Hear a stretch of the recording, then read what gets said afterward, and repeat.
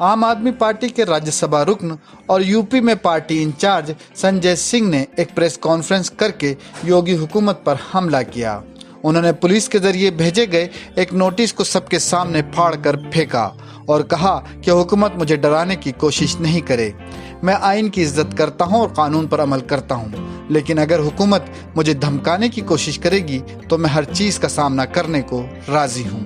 उन्होंने बताया कि पुलिस के 27 अगस्त को लिखे गए नोटिस के मुताबिक मुझे 27 तारीख को ही हाजिर होने को कहा गया है और वो नोटिस मुझ तक भेजने के लिए 31 अगस्त को पोस्ट किया जाता है, जो मुझे आज 3 अगस्त को दिल्ली के पते पर मिलता है।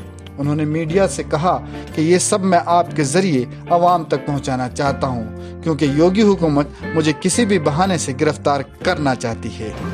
ब्राह्मणों के, दलितों के, पिछड़ों के मुद्दे को उठाए जाने के कारण किस प्रकार बौखलाई हुई है, किस प्रकार राजनीतिक दुर्भावना से काम कर रही है और किस प्रकार से कानून और संविधान का माहौल उड़ा रही है, ये जानकारी आप लोगों को देने के लिए बुलाया। और इस वक्त जब मैं आपसे बात कर रहा हूं, उस वक्त भी बलिया में एक आंदोलन चल रहा है, संघर्ष चल रहा है, जिसमें राजभर समाज के एक लड़के को थाने में ले जाकर बर्बरता पूर्वक पीटा गया, मारा गया, पैसे की मांग की गई और उसके बाद वहां पर स्थितियां भयावह हो चुकी। और इसलिए मैंने पिछले दिनों तमाम पत्रकार वार्ता में तमाम समय पर ये मुद्दे उठाए कि उत्तर प्रदेश में ब्राह्मणों के साथ किस प्रकार अत्याचार हो रहा है, दलितों के साथ किस प्रकार अत्याचार हो रहा है, पिछड़ों के साथ किस प्रकार अत्याचार हो रहा है। और इसके कारण आपने 10-10 FIR लिखा दी मेरे खिलाफ, मेरा कार्यालय खाली करा दिया, आए दिन एक नोटिस भेजते रहते हैं। ये देखिए, मैं आपको दिखाता हूं, ये एक नोटिस आई है। इस नोटिस में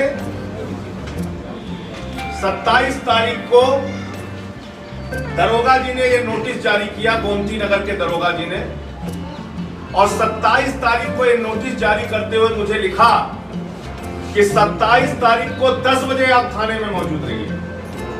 नोटिस साइन कर रहे हैं 10 बजे और उसी दिन 10 बजे मुझे बुला रहे हैं कि थाने में आप 10 बजे आइए। चलिए ठीक है साहब, योगी सरकार है, उसी दिन नोटिस भेज के उसी दिन बुला सकती है, कोई बात नहीं, मुझे इसमें भी कोई आपत्ति नहीं। लेकिन इससे भी ज्यादा मजेदार बात मैं आपको बताऊं, 27 तारीख को जो थानेदार की नोटिस है, वो नोटिस मुझे यहां से भेजी गई 31 अगस्त को बाई पोस्ट।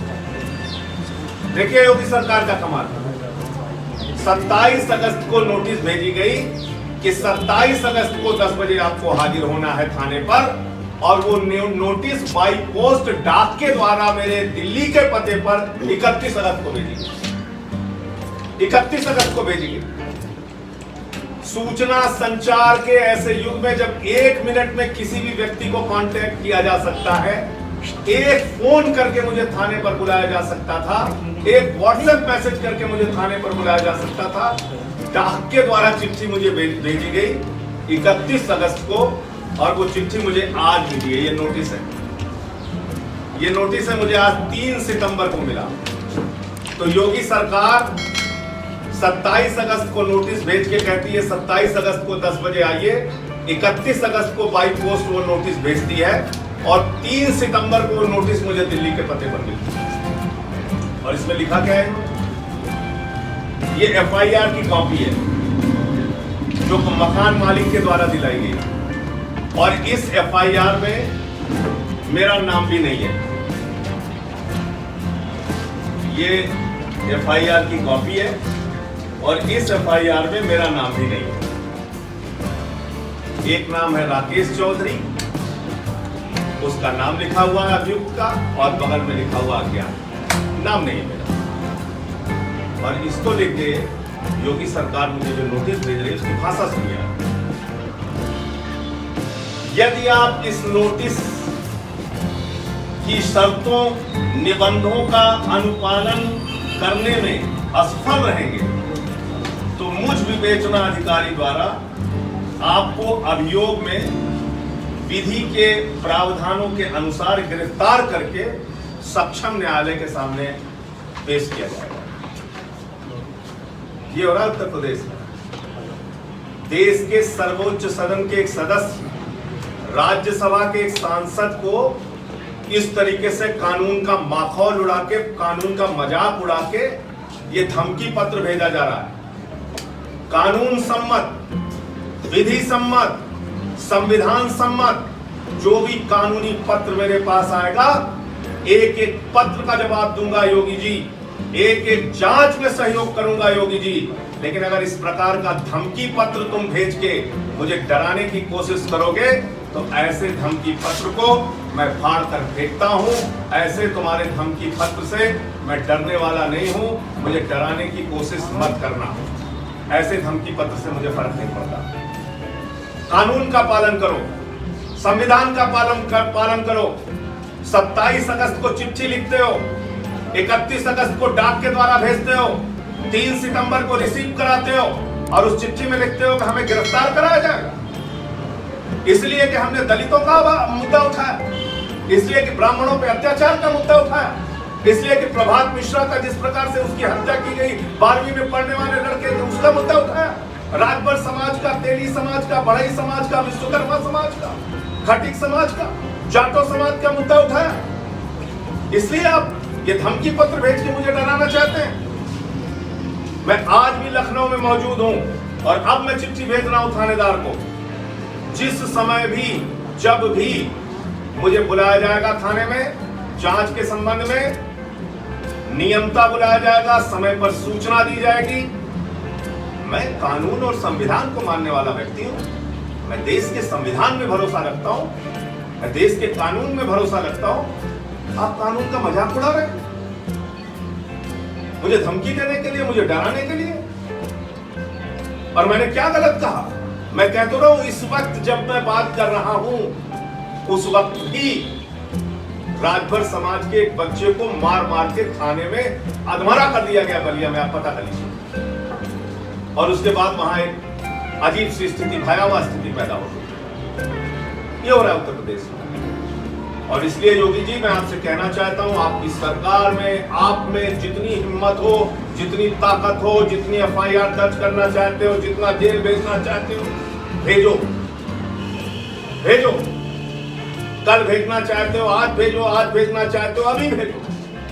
लेकिन जो मुद्दे मैंने उठाए हैं, ब्राह्मणों पे, दलितों पे, पिछड़ों पे अत्याचार के जो मुद्दे उठाए हैं, वो 1000 बार उठाऊंगा, 1000 बार उठाऊंगा।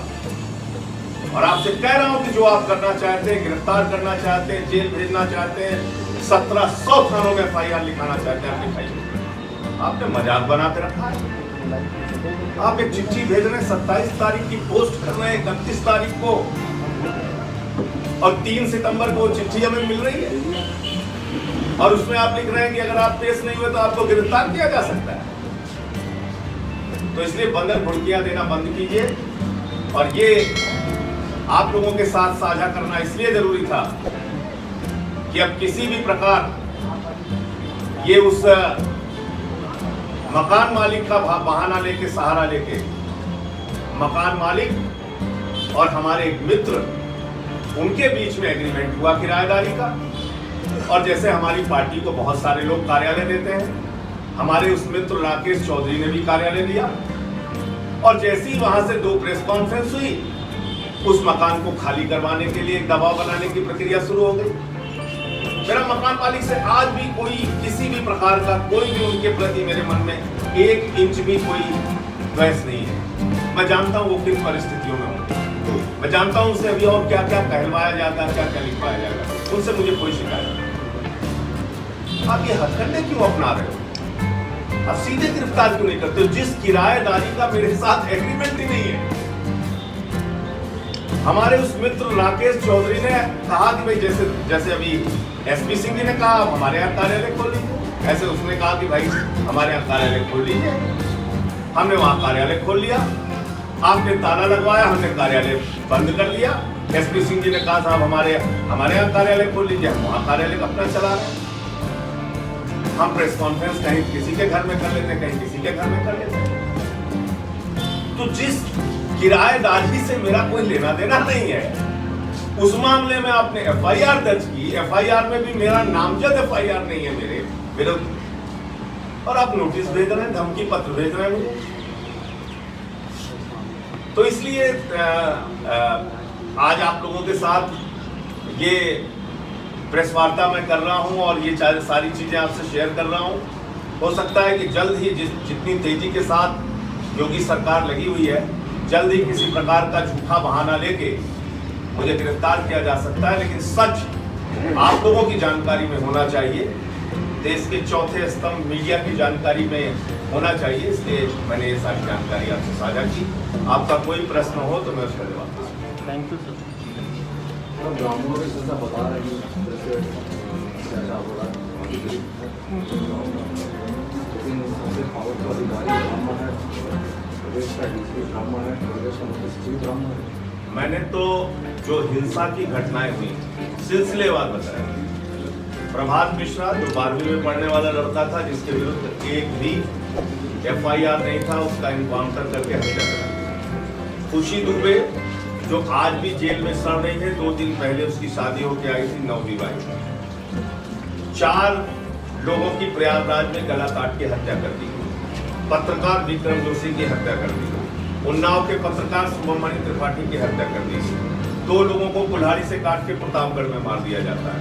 एक वकील साहब को गोरखपुर में मार दिया जाता है। आए दिन घटनाएं हो रही है। लखीमपुर खीरी में एक दलित परिवार की बच्ची के साथ बलात्कार करके उसका शरीर क्षति कर दिया गया। लालगंज रायबरेली में एक युवक को पकड़ के, जो रिक्शा चलाता था, दलित युवक, उसको पकड़ के थाने में ले जाके पीटा गया, मारा गया। आज रात भर समाज के एक लड़के के साथ बलिया की घटना मैं आपको बता रहा हूँ। तो कुल मिलाकर आज ऐसी स्थितियां उत्तर प्रदेश में बनी हुई हैं कि ये समाज की, और इस वक्त यूपी में जो कुछ हो रहा है उसकी सच्चाई है, वही सच्चाई मैंने बयान किया।